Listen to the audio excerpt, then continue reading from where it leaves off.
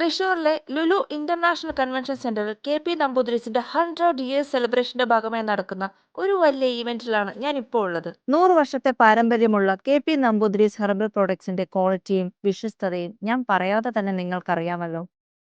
ചെറിയൊരു dental care products start ചെയ്ത് ഇന്ന് ഇത്രയും വലിയൊരു ഗ്ലോബൽ ബ്രാൻഡായി മാറി നിൽക്കുകയാണ് K P. Namboodiri's.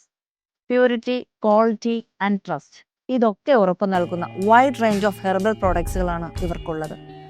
പ്രോഡക്ട്സുകളിൽ tooth paste, tooth powders, shampoos, hair oils, soaps and face creams അങ്ങനെ കുറേയേറെ പ്രോഡക്ട്സുകളാണ് ഇവർക്കുള്ളത്.